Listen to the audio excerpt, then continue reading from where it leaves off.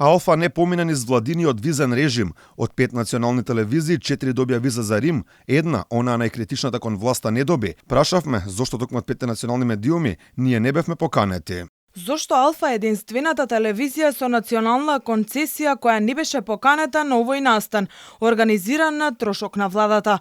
По кој критериум беа одбрани и поканети сите национални телевизии, освен Алфа? Одговор на прашањата Алфа се уште нема, но ова не е прв случај нашиот медиум да е заборавен од врвот на власта. Пред точно една година, кога првиот човек на државата Стево Пендаровски за истиот празник беше во Рим, беа повикани сите медиуми, освен секако Алфа. Подоцна за ваквиот потек од неговиот кабинет стигна извинување, станувало збор за логистички и технички пропуст. Кабинетот на председателот во континуитет се залага за воспоставување и за градење транспарентен и партнерски однос со сите медиуми во нашата држава, со цел навремено, точно и прецизно информирање на јавноста. Впрочем, тоа е една од главните одлики на председателот Пендаровски, подготвеноста за постојана комуникација со представниците на медиумите и неговата достапност за одговор на кое било прашање од јавен интерес. Бидејќи одговор од владата не добивме, решивме преку архивите да се обидеме да го добиеме одговорот, а таму ни дојде можната причина. Алфа е трн во окото на власта од првиот ден. И добивте покана за дуел на Алфа телевизија со лидерот на опозицијата на 12 март.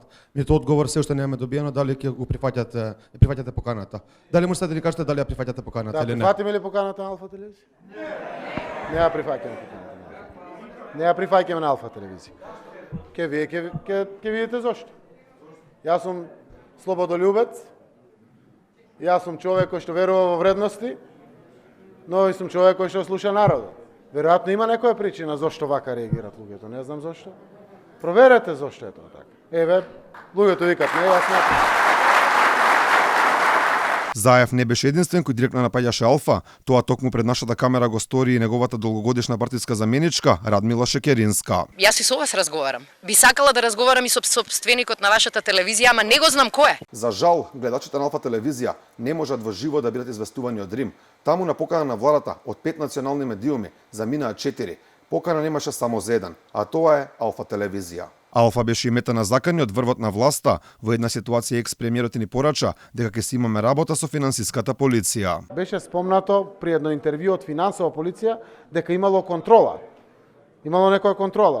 Не знам дали има истрага, не знам дали има предистрага или слично, дека имало контрола порано. По оваа изјава на премиерот, Алфа повеќе пати беше под контрола од финансовата полиција, но и од управата за јавни приходи и МВР, кои сепак на крајот не најдоа ништо незаконско во работата на телевизијата.